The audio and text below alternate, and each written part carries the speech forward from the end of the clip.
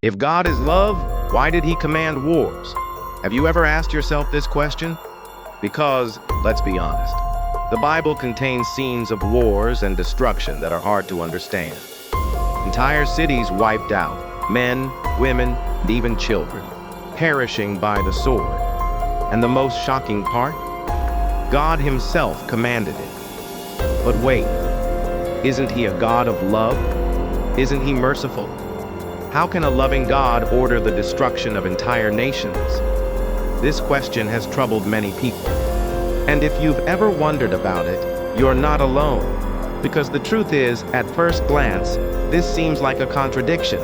But what if I told you that these wars were not about cruelty, but about justice? What if I told you that God didn't just act out of wrath, but out of patience? And what if, by the end of this video, you saw this question in a completely different light? Today, we're going to explore one of the most controversial and misunderstood topics in the entire Bible. And to do that, we need to go back in time. Back to the moment when Joshua stood before a battlefield. He held a scroll in his hands. The words were clear. The order was direct. His mission?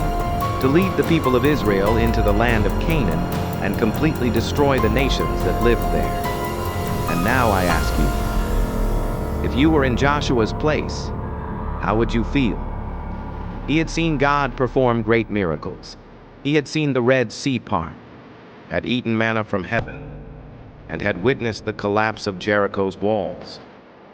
But now, he stood before a divine command that was not about miracles, but about war. And as he read that scroll, perhaps a question echoed in his mind. Why? Why would God, who had delivered his people from oppression, now command them to take the sword? But here's what you need to understand. This wasn't just about war. There was something much greater behind it. And by the end of this video, you will see why.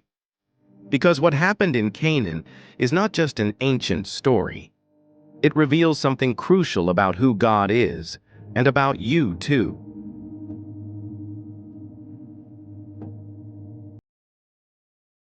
To understand why God commanded these wars, we need to go back even further in history, hundreds of years before Joshua ever set foot in Canaan.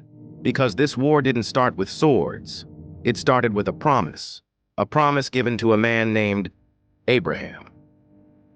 God had told Abraham that his descendants would inherit the land of Canaan.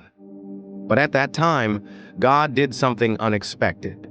He delayed the fulfillment of his promise. He told Abraham, "The sin of the Amorites has not yet reached its full measure." Genesis 15:16. In other words, God was waiting. Waiting for what? For more than 400 years? He gave those nations time to change, to turn away from their wickedness. But instead of repenting, they sank deeper into evil. And when I say evil, I'm not just talking about common human mistakes. I'm talking about things so horrifying that even today, they would shock the world. Let me give you an example.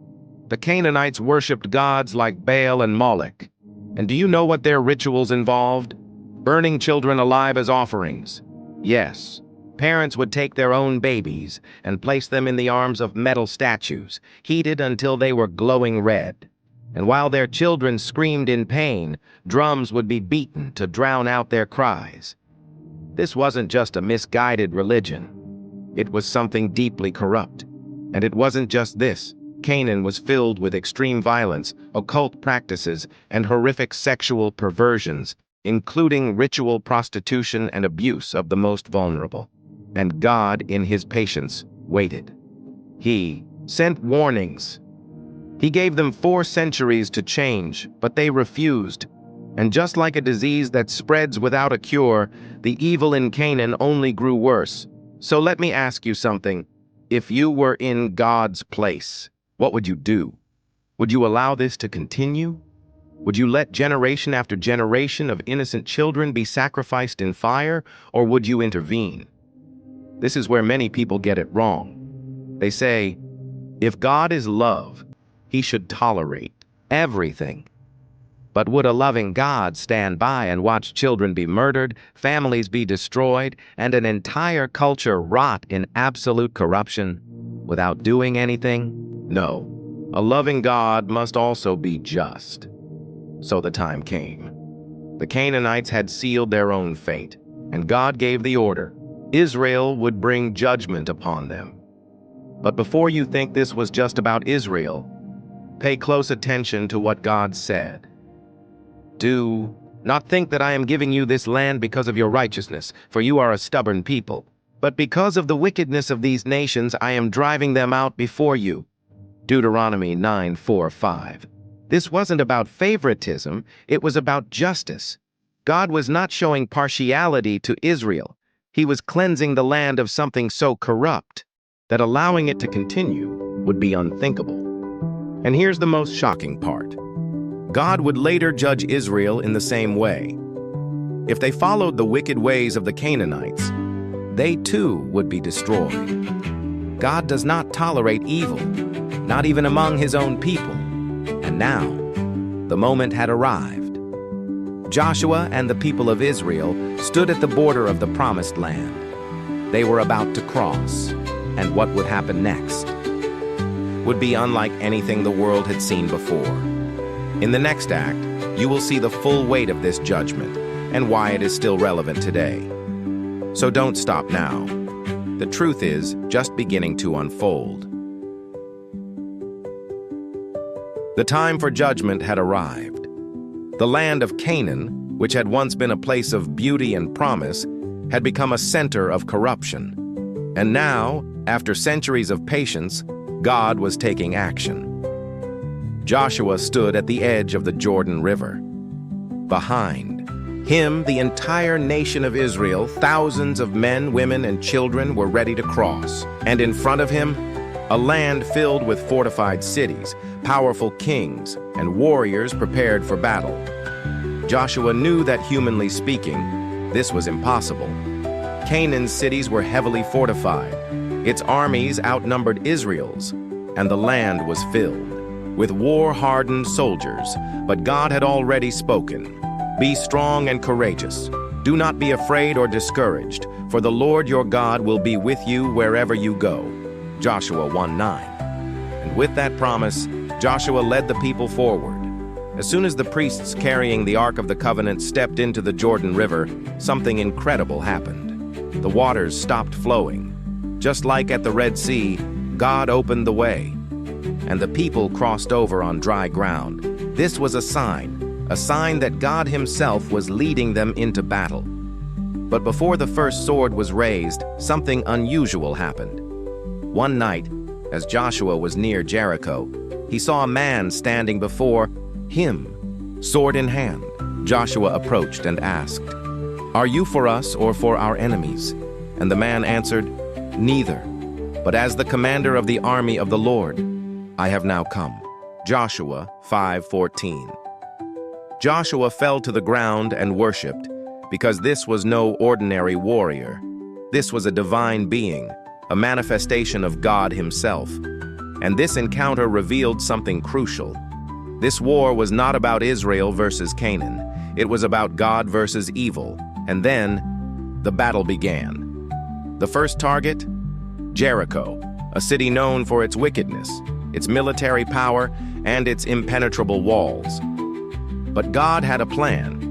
He commanded Israel not to fight as usual, but to march around the city for 7 days, silent except for the sound of trumpets. And on the 7th day, after the final trumpet blast, the unimaginable happened. The walls of Jericho collapsed. Israel entered and took the city. And from that moment on, conquest after conquest followed. City after city fell. The land was being purified. But before you think this was blind destruction, listen carefully.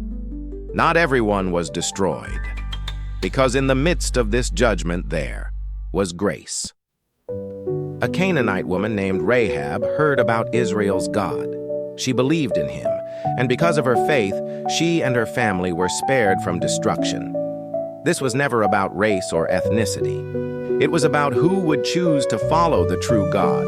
And Rahab, a former prostitute from Jericho, would later become an ancestor of Jesus Christ himself. Do you see what's happening here? Even in the midst of judgment, God extended mercy to those who turned to him. And here's something even more shocking. The very same God who brought judgment upon Canaan would later take judgment upon himself. Because centuries after Joshua, another warrior would come, not with a sword, but with a cross. And this time, instead of bringing judgment upon sinners, he would take the judgment for sinners. Jesus, the Son of God, would bear the punishment that humanity deserved. And just like Rahab, anyone, no matter their past, who chooses to follow him can be spared. So now the question is, if Rahab saw the truth and made her choice, what choice will you make? The conquest of Canaan was completed. Joshua led Israel in victory. The land was taken. The judgment was fulfilled. But what does all of this mean for us today? Because maybe you're thinking, that was thousands of years ago. What does this have to do with my life? The truth is, it has everything to do with you. Because the wars of the Old Testament were not just physical. They represented something much greater. A spiritual battle that continues to this day. The battle between righteousness and sin, between truth and deception, between life and death. And the same God who judged Canaan is the same God who will one day judge the entire world. Yes, he is a God of love, but his love does not cancel out his justice, because a God who ignores evil would not be a good God at all. Think about it. If God simply looked at all the wickedness in the world, violence, abuse, corruption, injustice, and said, "It's okay, I'll just let it go," would that really be love? Of course not. A loving God must also be a just God, and one day, judgment will come again. But this time, it won't be about the Canaanites. It won't be about ancient cities and armies. It will be about every person who has ever lived, including you and me. Because the Bible says, "For we must all appear before the judgment seat of Christ." 2 Corinthians 5:10. No one will be able to escape it. But here's the good news. You don't have to face that judgment alone, because Jesus, the same God who once brought justice upon Canaan, took the judgment upon himself. On the cross, he paid the price for sin. He took the punishment so that anyone who believes in him can be saved, just like Rahab was saved from destruction because she placed her trust in God. You too can be saved. But just like in Canaan, there will come a day when the door of mercy will close. And when that day comes, only one question will matter. Did you choose to follow him? Because in the end, there are only two sides in this war. And the side you choose determines your eternity. If this story touched your heart, like and share this video so that more people can understand the justice and mercy of God. And if you haven't yet made your choice, today is the day.